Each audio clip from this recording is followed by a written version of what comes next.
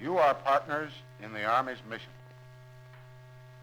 For the first time in its history, the War Department is making an official report on the military situation directly to the war workers of America. This is not a propaganda film. It is not a sermon or a pep talk. It is an official report by your General Staff. How strong is the enemy today? How hard is the job ahead?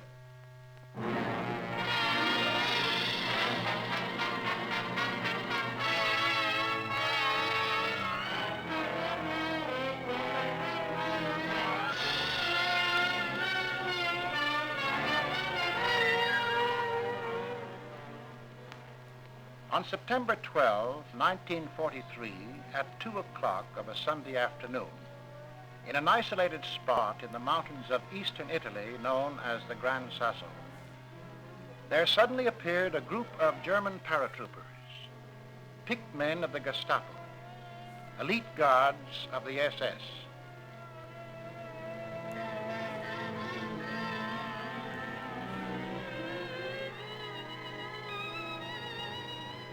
Their purpose was a jailbreak, and they succeeded.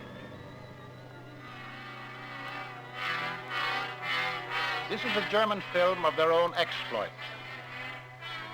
Duce, conqueror of Ethiopian natives, victor over Spanish women and children. Hitler had to rescue Mussolini, to save his own face, to bolster up Nazi prestige in conquered Europe. For years, the peace of Europe trembled when this sawdust Caesar landed. Now stuffed in a little plane, heading for the nearest airport. From there, by larger plane, to Hitler's headquarters.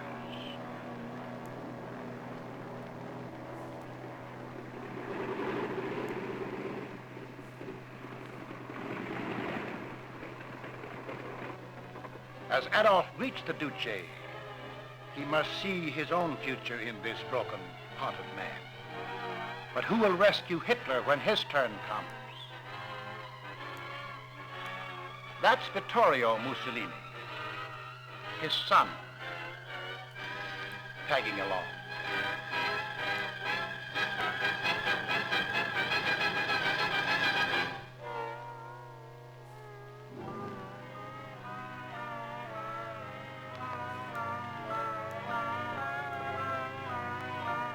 Foreign Minister Ribbentrop makes it an official conference.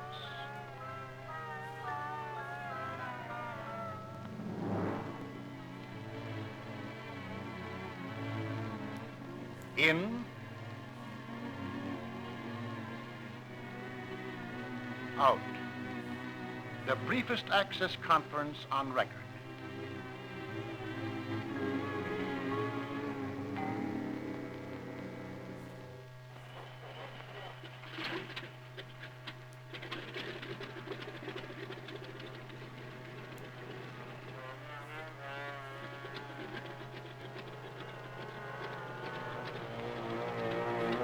The first fascist, the weakest Axis partner, is gone.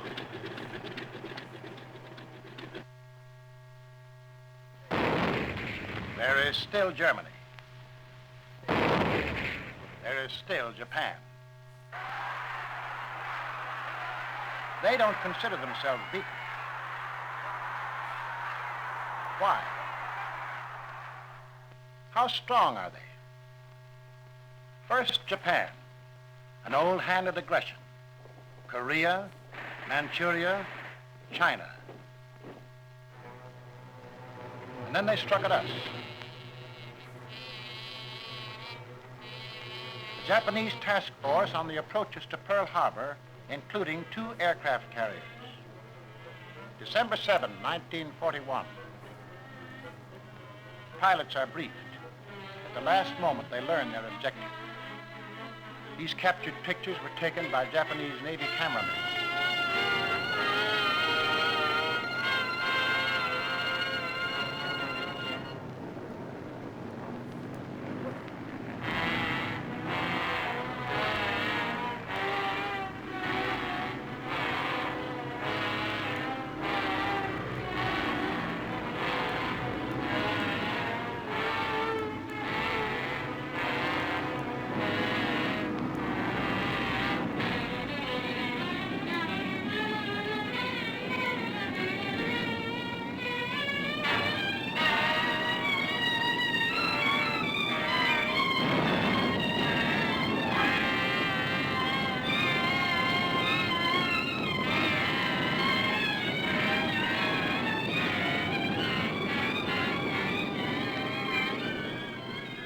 For English-speaking Asia, they put on English headlines.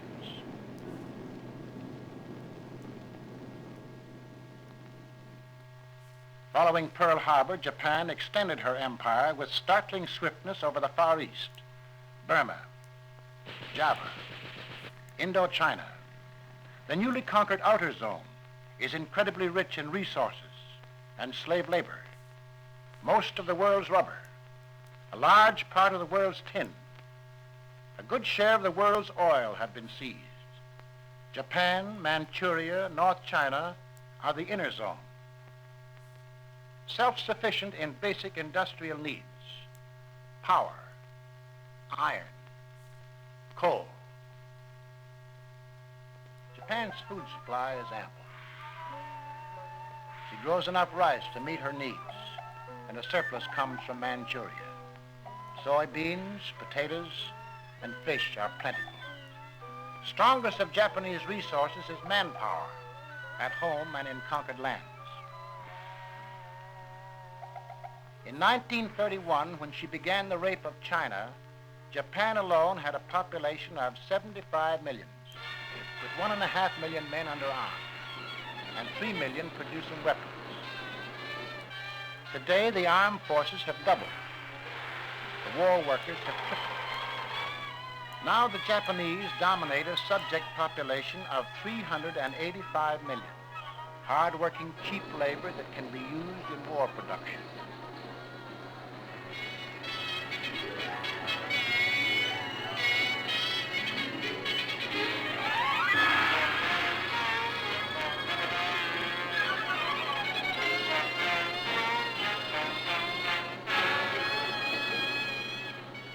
Although the Japanese have suffered severe losses in aircraft, they have more first-line planes now than when they attacked at Pearl Harbor.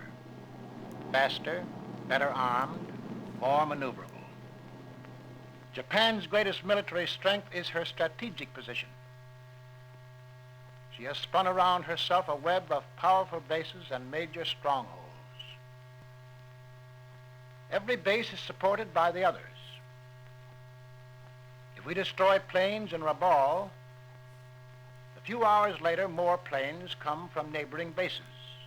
Whereas our losses in New Guinea and Attu cannot be made up from Midway. This is the great strength of Japan. This is what is meant by interlocking bases and interior supply.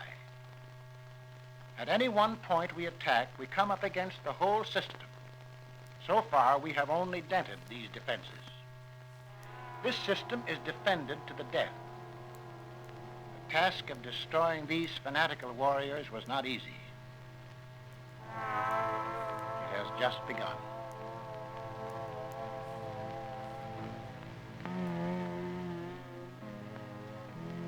The destruction of Germany is further along. The myth of the German army's invincibility is forever shattered.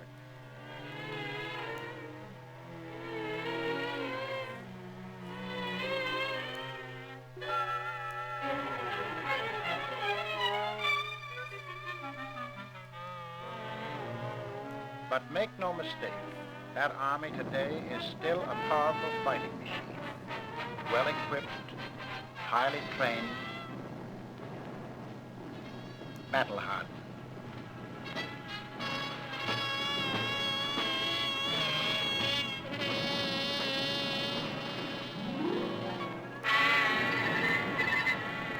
Germany has 3 times the combat divisions it had at the beginning of the war. Each division comprises 15,000 men. Today, there are some 300 divisions. You have heard how the Germans lost about 25 divisions at Stalingrad, Tunisia, and Sicily, and more on the Dnieper and the Crimean front. Army intelligence reports that the Germans have meanwhile created or reformed 60 new divisions.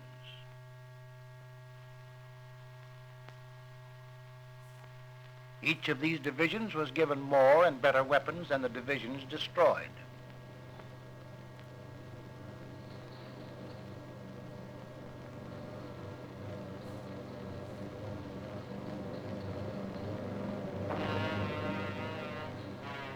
All this equipment was produced by increasing the number of war workers 50%, largely imported foreign labor. This does not include the millions in conquered countries who have to work, like it or not, for their Nazi master. Some quislings like it. Here is a labor rally, Nazi style. Nazi stooges hire dictator of labor Robert Ley. They have come from 19 European countries to receive their orders. They will go back to try to offset American production.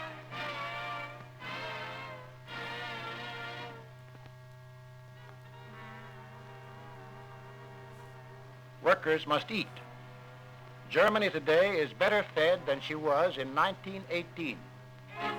Heavy workers and soldiers actually eat better today than at the start of the war. Other civilians get enough to keep healthy.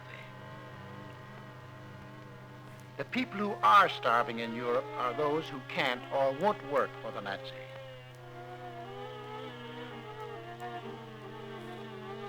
The natural wealth of Europe is being looted. Germany suffers no dangerous shortages in any basic war material, whether coal, steel, oil, or rubber.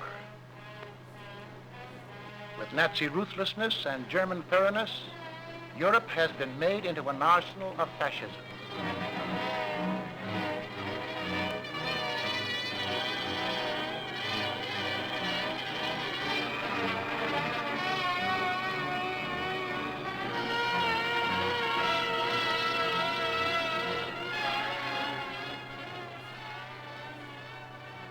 The enemy is exploiting to the limit the most densely industrialized continent in the world. To keep pace with the changing war, the Germans have had to stop some production and increase other as often and as drastically as we have. But these problems are common to all war economies. The Germans have taken them in their stride. Their films boast of their industrial strength.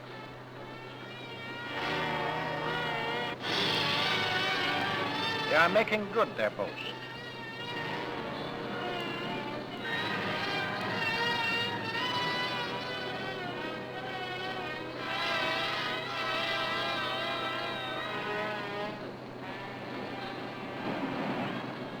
They are building many new submarines.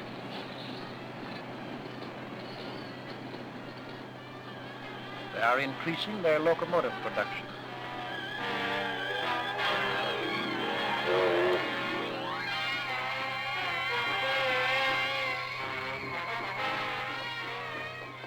The conclusive proof of German strength is the quality of her weapons.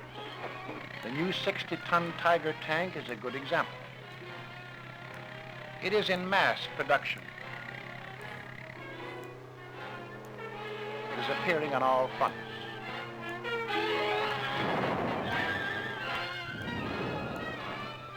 Plane production is up.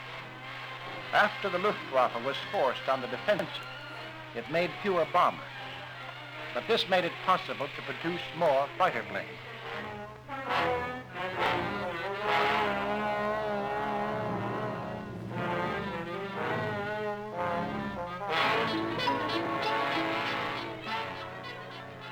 Deadly Focke-Wulfs, deadly Messerschmitts. Every new model is better than the last. Workers in the Ruhr, in the arsenals of France and Czechoslovakia, are forging huge coastal guns.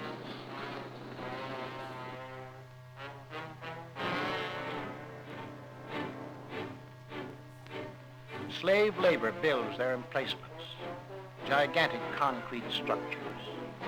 It is ironical to see the experts of lightning warfare feverishly building a Maginot Line.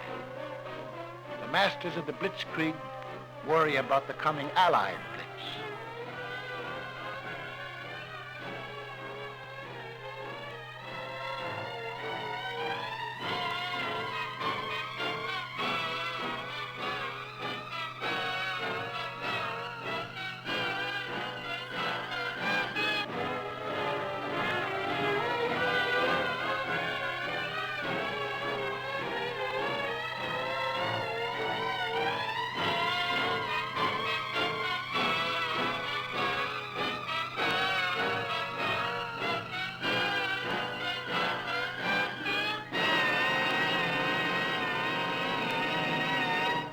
They do not scorn to use such orthodox weapons. On the other hand, they know the need for mobility and firepower. They have developed this rocket gun with a firepower equal to 6 heavy howitzers.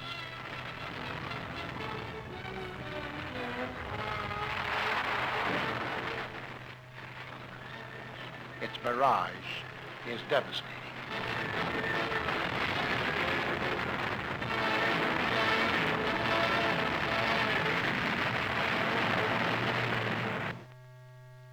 The enemy is strong, but your Army is determined to accomplish its mission. This report is concerned with what it takes to get at the enemy and to destroy him. This is the attack on Rendover, a small operation on one front, only one of 10 fronts we are supporting at the ends of 56,000 miles of supply lines, which must be protected by our Navy.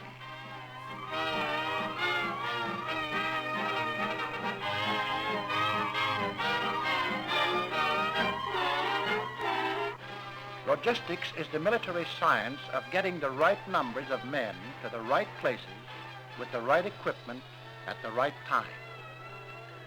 For every man a division takes overseas, 7.5 ship tons of supplies and equipment are needed.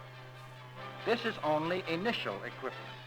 Everything from locomotives to signal keys, from bombers to shoes.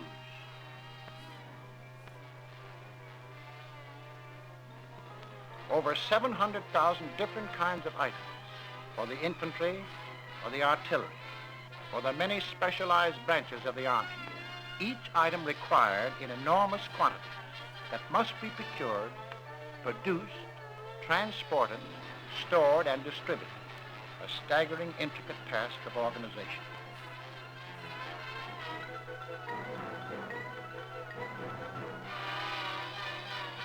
For specific operations, more of certain items are needed.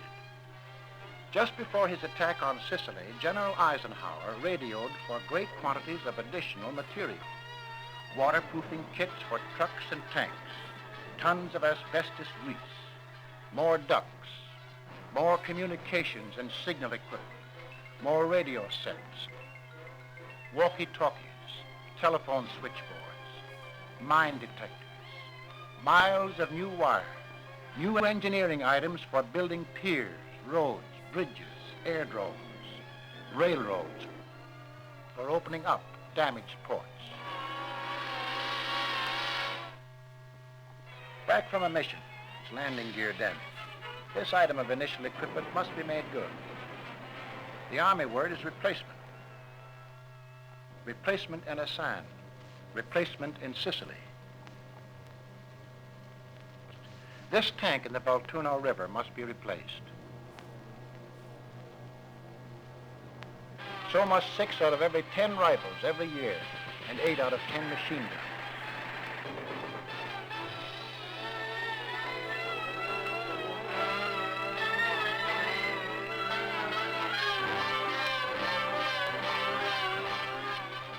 Every month, replacements, food and maintenance for each man require another ton of shipping.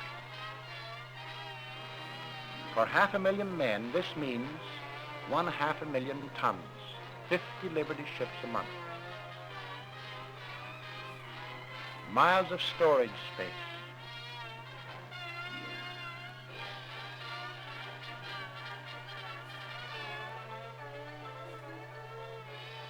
Initial equipment plus replacements is not the whole story. The Army must have big strategic reserves to be prepared for emergencies.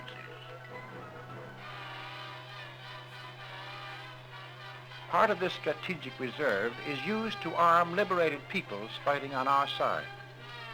For the French, we have already equipped 11 divisions. Then there is Lend-Lease, our earliest weapon, and still an important part of our military plan. Lend-Lease is united warfare, our contribution to great fighting allies. England, China, Russia, now supplied by way of Iran. 6,500 American planes have joined the Russian Air Force, with a little paint, a white star becomes a red star.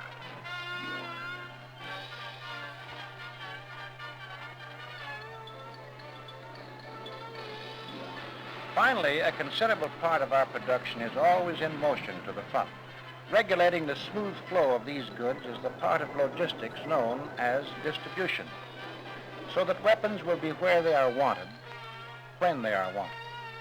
The pipeline of distribution must be full and flowing, even under fire. It's a never-ending battle.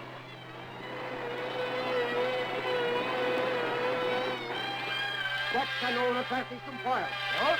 Fire to our south.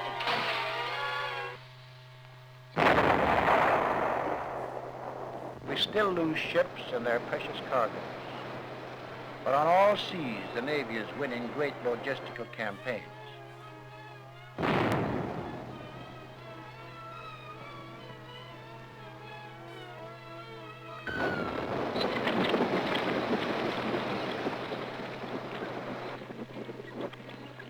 In the Pacific, there are no local sources of supply.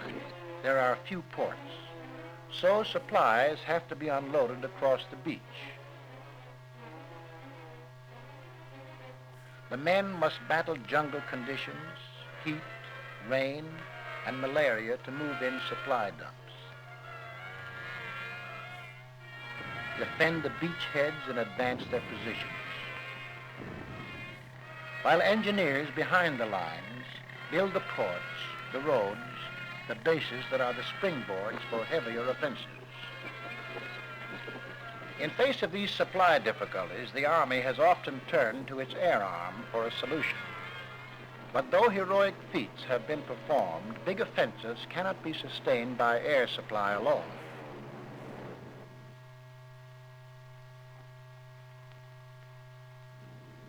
To supply our 14th Air Force in China, the plane that delivers 4 tons of gasoline uses up 3.5 tons for itself, 20,000 gas coupons every trip. Suppose we wish to transport 100,000 tons of cargo every month from San Francisco to Australia. By sea, it would take 44 ships, with crews of 3,200 men, burning 165,000 barrels of fuel. By air, the same job would take over 10,000 four-engine transports, with crews of 120,000 men. They would use up about 9 million barrels of gasoline fuel, which must be supplied en route by tankers, 85 tankers, 41 more bottoms than are needed for ship supply alone. Air supply must be tied to surface supply. There is no permanent substitute for the combination of ship, railroad, and truck.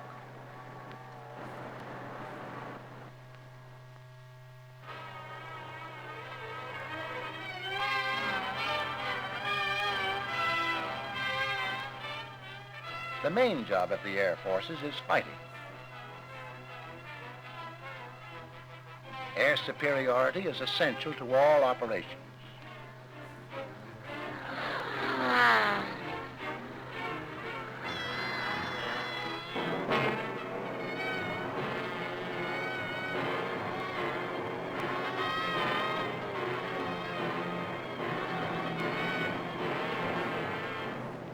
Air support of ground fighting is the job of the Tactical Air Force.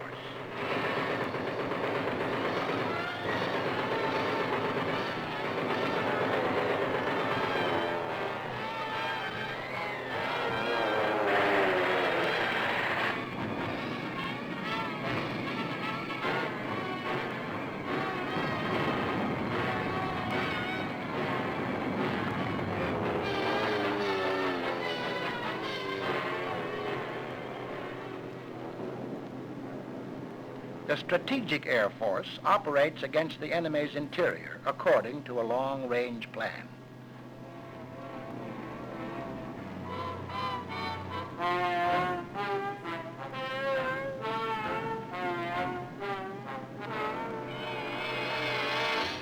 Strategic bombing is aimed at the heart of the enemy, laying waste his factories, attacking his morale. From England, our 8th Air Force is bombing Germany systematically. But we will never have enough planes and bombs to wipe out so big an industrial nation.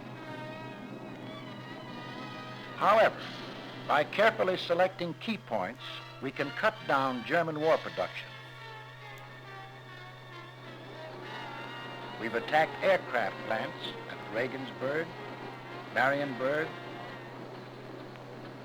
Bremen, Wiener Neustadt, and a dozen others. We've attacked the oil plants at Ploesti.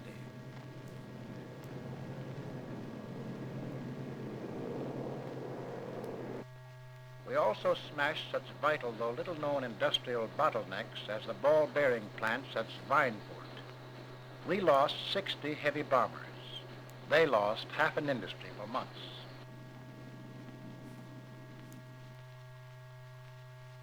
But bombed plants are repaired. We must hit them again and again.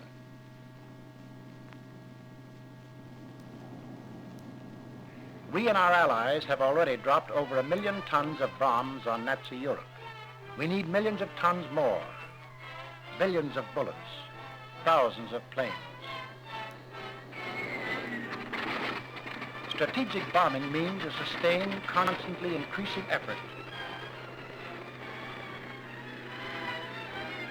not only against her industries, but also against her defenses.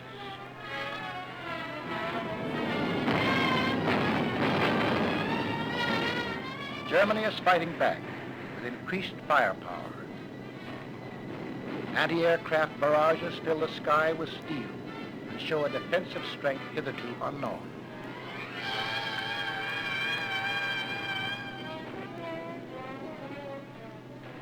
From Nazi flak boats, signals are sent over an intricate warning system, clearing through elaborate plotting rooms.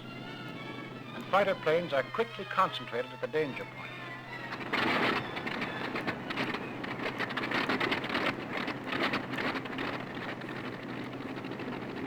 Our gunners face vicious opposition.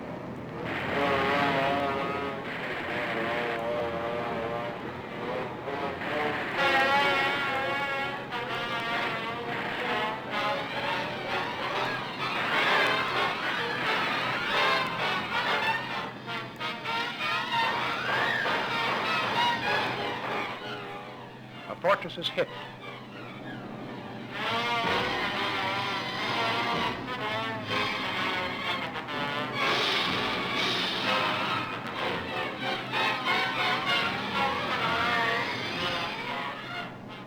Another of our planes will not return. In the outskirts of Berlin is this graveyard of smashed American bombers. We must replace this equipment. These men can never be replaced.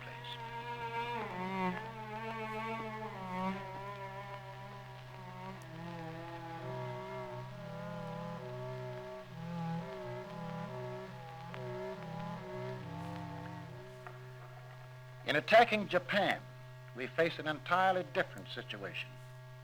Our air bases closest to Japan are far from home and far from Japan. From San Francisco to Attu is some 3,500 miles. New Guinea is more than twice that distance, double that for China. On this route, we go through the back door, India, by air to China. These faraway bases are themselves a long way from our objective. In no other theater of war does space dictate our strategy so decisively.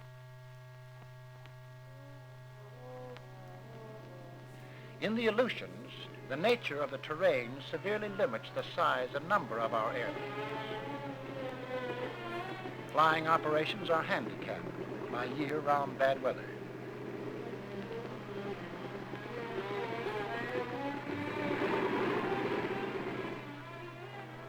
Planes designed for strategic bombing could be used only for small raids.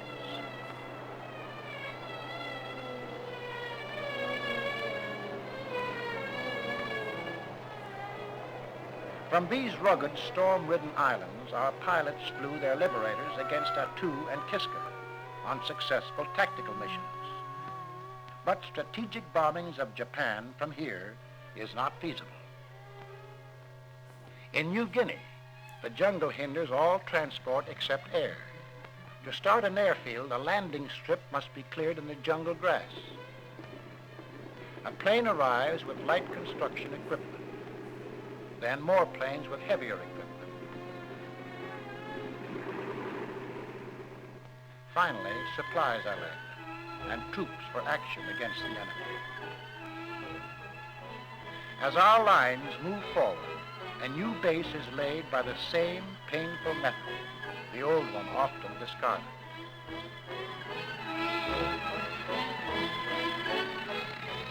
In this slow advance, we capture larger bases. Only then can we make punishing raids, such as this one. Destination, Wewang.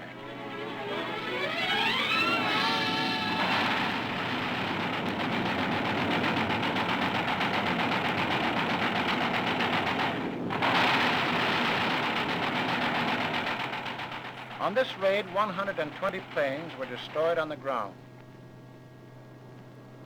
Some Zeros managed to take off against us,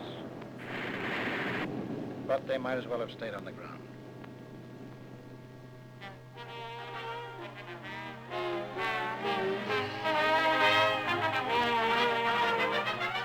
Even these larger bases are only stepping stones in our island advance. They are not bases for strategic bombing against Japan. Our bases nearest to Japan are in China.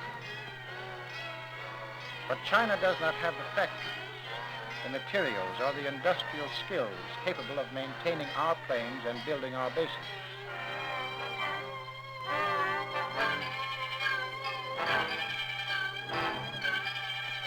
Engineers, equipment, and supplies must come from America.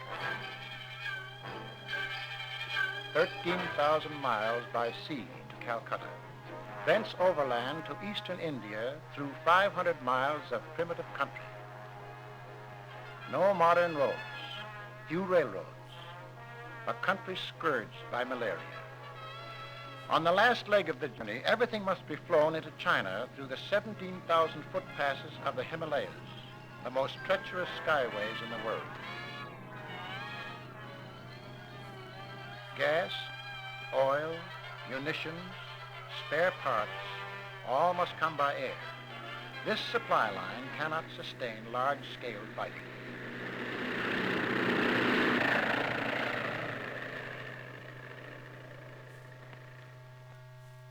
What about the use of Siberian bases for bombing Japan?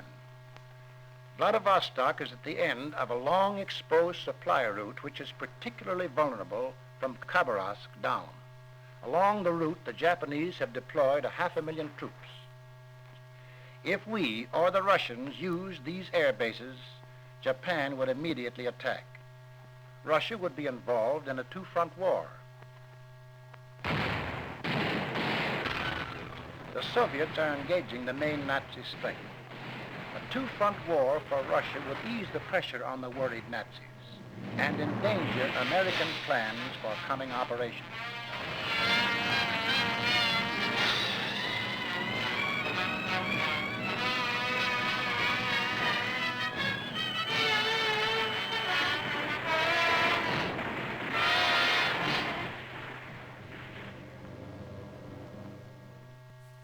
There is no one easy solution to our air attack against Japan. In Europe, the maximum range for efficient heavy bombing is about 600 miles.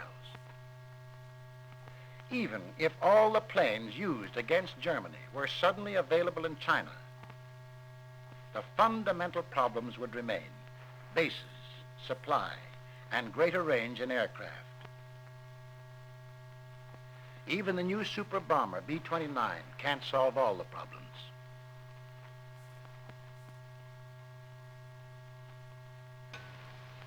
But we will overcome the difficulties. The difficulties of logistics, the difficulties of establishing air bases. We are softening up the enemy by air attack to pave the way for the final assault. But for our ground forces to meet the enemy, they must cross large bodies of water and take the enemy's beaches, whether in the Solomons or on the fortified coast of Europe.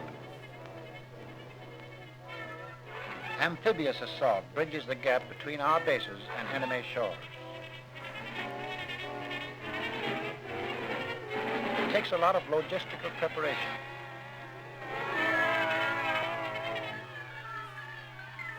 It takes many craft, specially built, tank landing ships, troop transport, infantry barges, ducks.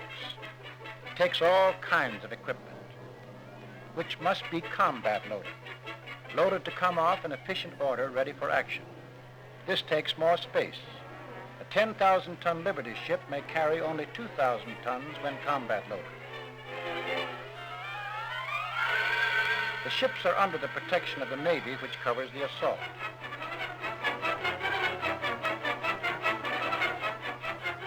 We've made landings in many parts of the world: Oran, Licata, Randova, Munda, Salerno, Bougainville. Everywhere, amphibious assault follows a similar pattern.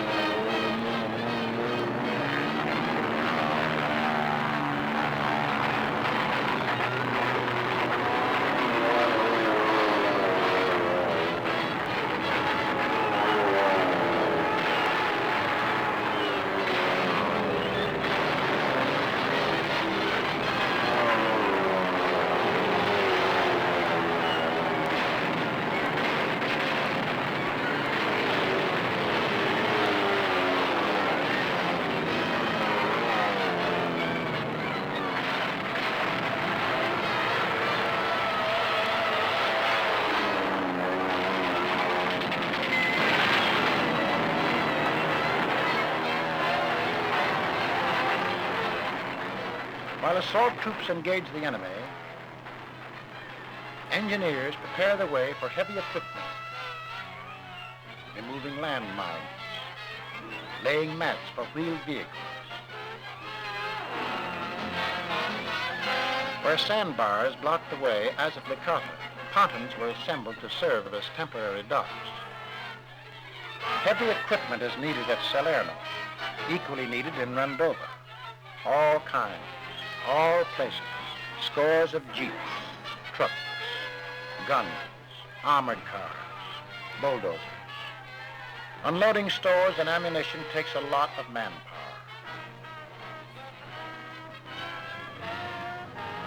The sea takes its toll in every amphibious operation.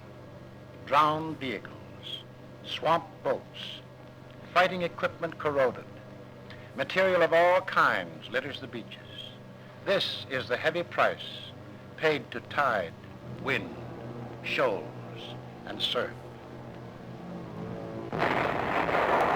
This is the price paid to the enemy.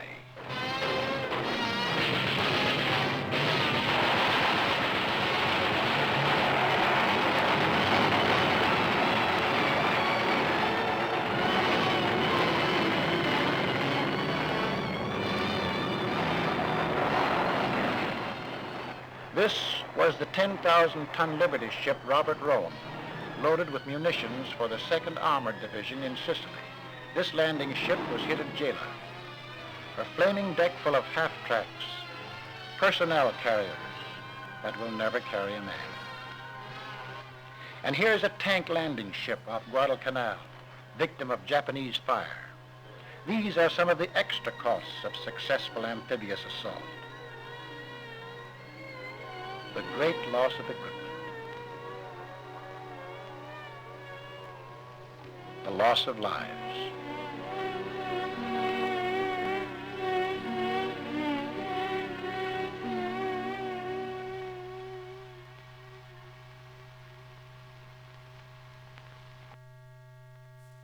As Undersecretary of War, my job is the same as yours, getting out the stuff. I am glad that the General Staff has made this report, because it tells us not only what we have to do, but why we have to do it. Japan is determined. Germany is powerful. We must match that strength, and we must do more. Sicily serves as an example of what it will take. In preparation for the attack on Sicily, vast stores of supplies were built up for 6 months. Our air forces made 50,000 sorties over Sicily. The initial assault used 3,200 vessels. Facing our troops were 15 and a half divisions. There were 12 unwilling Italian divisions and 3 and a half German divisions. Allied casualties in Sicily were 31,000 killed, wounded, and missing. The size of the job ahead becomes clear when we realize that Sicily was only an outpost. Ahead are the heavily fortified coastlines of Axis Europe, the powerful industry behind them. 300 German divisions, the bulk of them on the Eastern Front. Beyond Europe are the defenses of Axis Asia, Japan, and the countries she has conquered. We have come to the year of decision. The blows struck in 1944 will determine the outcome of the war. We are ready for the test of our strength and of our spirit. The year will be one of hard work and tribulation. For many of us, a year of personal tragedy. A tragedy that reached our people after gradually covering the rest of the earth. On Corregidor, Americans were captured, photographed as prisoners by Japanese cameramen.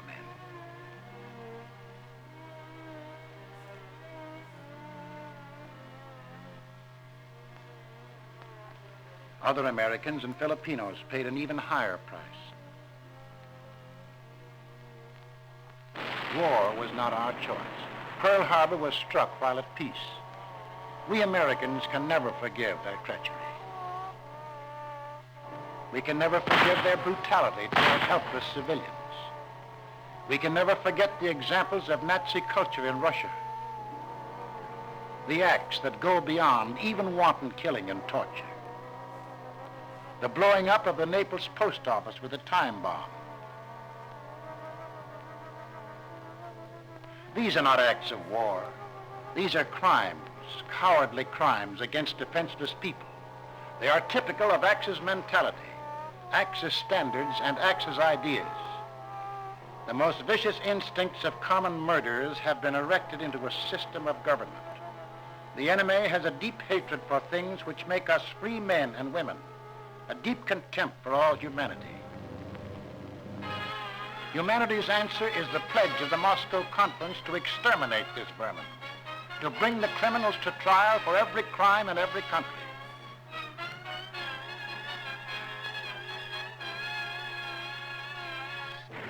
The People's Armies of the United Nations have pledged their lives to the unconditional defeat of the Axis aggressors.